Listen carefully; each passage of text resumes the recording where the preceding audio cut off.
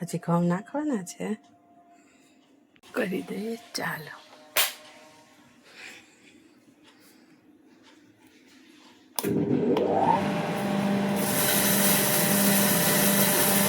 બંધ કરી દઈએ. તો અમારે છે આ નટરાજની રેપીટ લોસી ઘંટી. તો જો ઘઉંના લોટના ડબ્બા ભરાઈ ગયા છે, બીજું અંદર મૂકી દીધું છે. અને હવે મારે દળવી છે અહીંયા ચણાની દાળ. તો ઘંટી હોય ને ઘરમાં તો આ એક બહુ મોટો ફાયદો થાય. ચણાનો લોટ, ઢોકળાનો લોટ, એ બધો લોટ છે ને આપણે એકદમ ચોખ્ખો મળે. તો ચણાના દાળ લઈ લીધી હતી ને આ દળી લેશે એટલે પ્યોર આપણો ચણાનો લોટ થઈ જશે તૈયાર. એ પણ ઘઉં દળવાની જાળી હોય ને એમાં જ દળવું.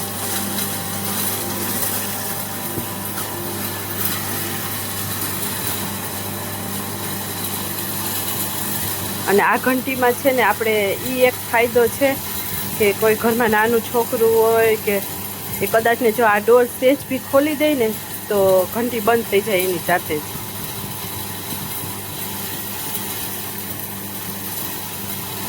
મારે અહીંયાથી આ લોક ભરાવાનું છે ને બોલ જેવું હતું એ તૂટી ગયું, નીકળી ગયું છે અહીંયાથી, પાછું લગાવવું પડશે. ચણાની દાળ દળાઈ ગઈ છે અને જો આટલો લોટ થયો એકદમ સરસ મજાનો.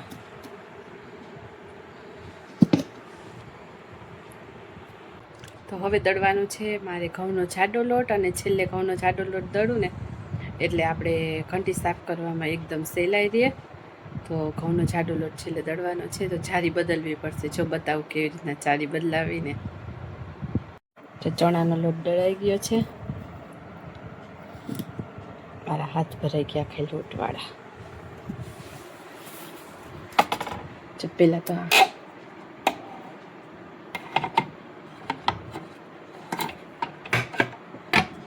આ છે ઝીણી જારી ઘઉંનો ઝીણો લોટ દળવાની. આ 3 નંબરની જાળી છે ને, આમાં ભાખરી મેં લખી રાખ્યું છે. ભાખરીનો લોટ આવી રીતના જારી ચડાવી દેવાની. સરખી જારી ચડવી જોઈએ, નહીંતર ભાંગી જાય. અહીંયા ફિટ કરી દેવાનું આ લોટ, પછી કરી દેવાનો દરવાજો બંધ. પણ એની પહેલાં આપણે આ તપેલું મૂકવું પડશે.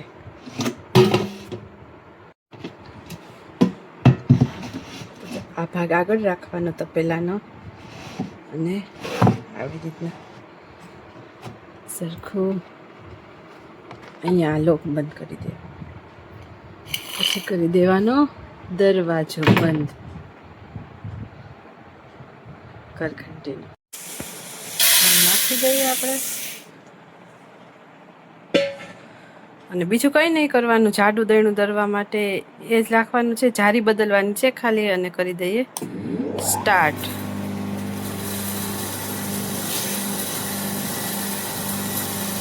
એ ભાખરી, લાડવા, લાપસી આ જાડા લોટમાંથી બધું થાય. 3 નંબરની જારીમાં દળનું દળાઈ ગયું છે અને કાઢી લીધો છે ઘઉંનો જાડો લોટ. અને હવે આને કરવાની છે સાફ. તો મિત્રો, ઘરઘંટી હોવાના ફાયદા કેટલા બધા છે ને એ તમને બતાવો. ઘરઘંટી હોય ને આપણા ઘરમાં તો ગમે ત્યારે લોટ જતો હોય ને ત્યારે આપણે દળી શકીએ તાત્કાલિક. અને ચણાનો લોટ પણ આપણે એકદમ ચોખ્ખો મળે ચણાની દાળ દળીએ એટલે.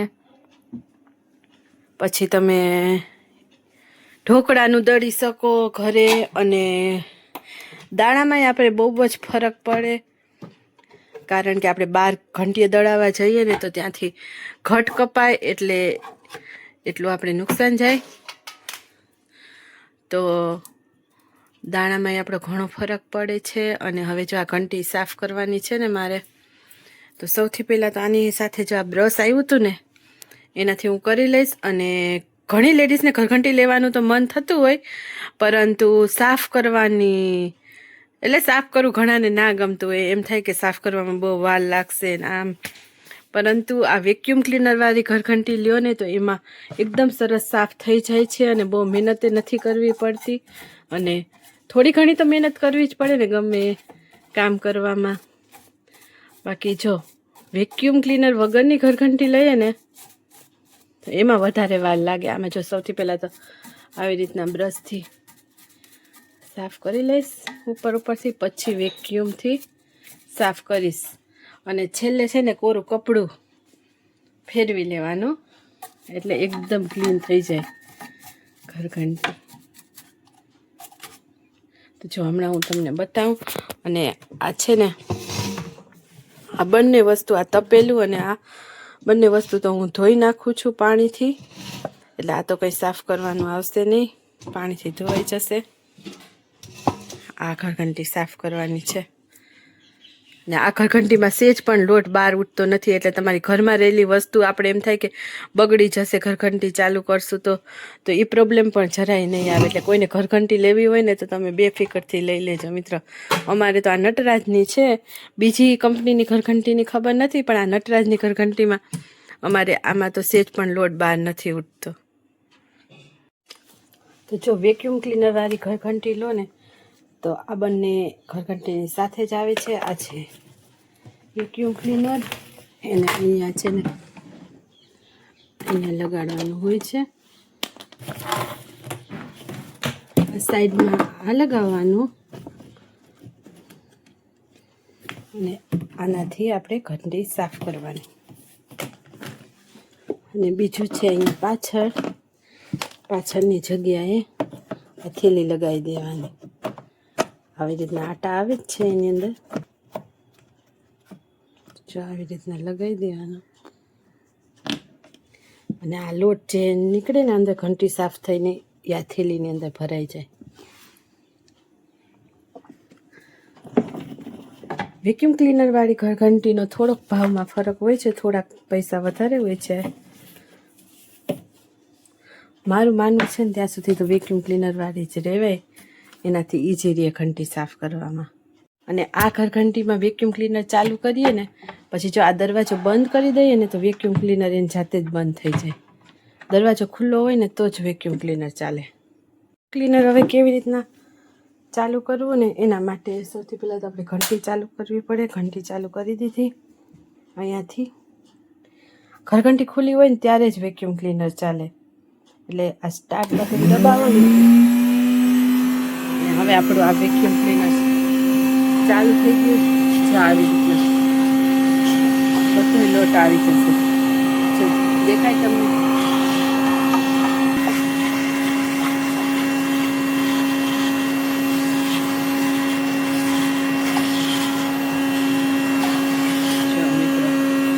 જો અહીંયા બતાવું છું, આ બોલની અંદરનો લોટ હોય ને એ પણ એકદમ ચોખ્ખું થઈ જાય.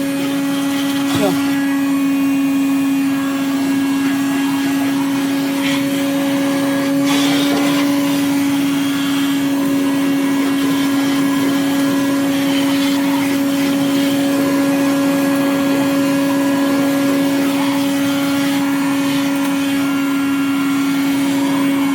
બધો લોટ આની અંદર ખેંચાઈ જાય. જો થઈ ગયું ને મસ્ત ક્લીન. હવે આ સાફ કરવાનું છે, કરી લઈએ.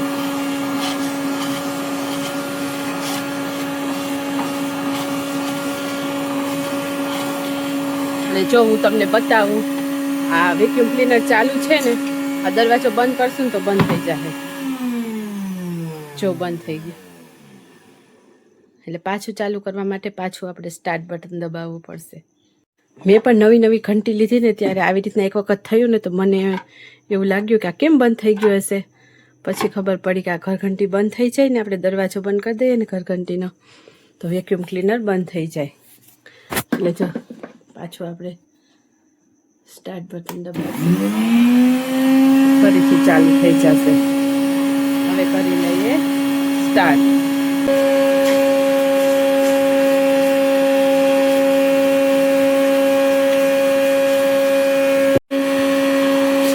મિત્રો જો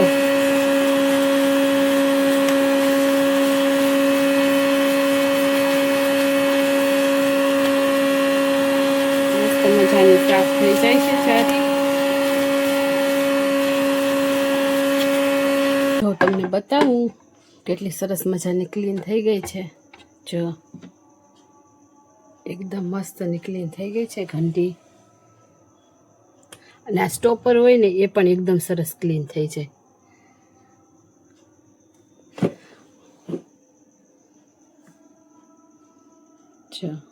બધી ક્લીન થઈ ગઈ. અને હવે જો આ કોટનનું કોરું કપડું લઈ લીધું છે, એનાથી સરસ મજાની લૂછી લઈશું. સરસ લૂછી નાખી છે. અને જો આ પાછળ છે ને આ થેલીમાં લોટ ભેગો થયો હશે ને, બતાવું તમને. ખાલી જો આટલો છે લોટ. જો ખોલીને બતાવું. જો આવી રીતના છે ને થેલીને અહીંયાથી રબડવાળું હોય અહીંયાથી ખોલી નાખવાની, પછી આને સાફ કરી દેવાનું. ને આ લોટ હોય ને એ આવી રીતના વાટકામાં કાઢી લીધો. જો ખાલી આટલો નીકળ્યો, કારણ કે પહેલાં આપણે બ્રશથી સાફ કરી લીધો હતો ને એટલા માટે.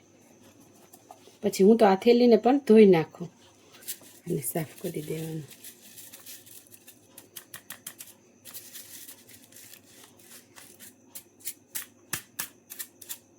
પછી આ વેક્યુમ ક્લીનર કાઢી લઈએ અને પાછું આ આપણે ફિટ કરી દઈએ.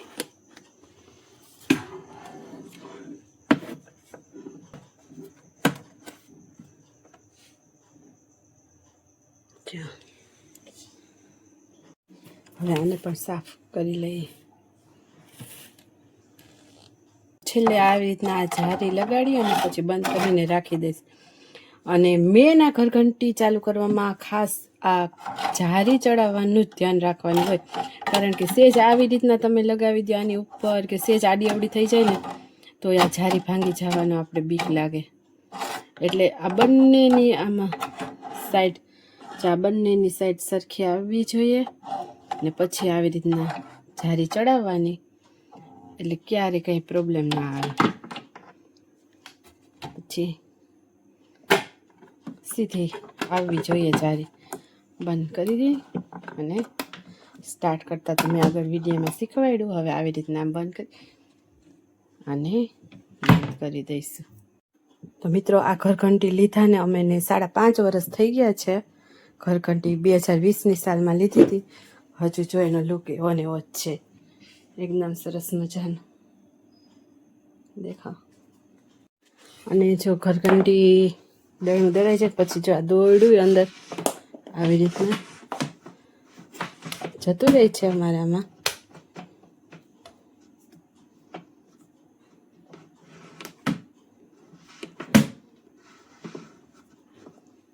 અને જો અહીંયા ફિટ કરી દેવાનું પ્લગ.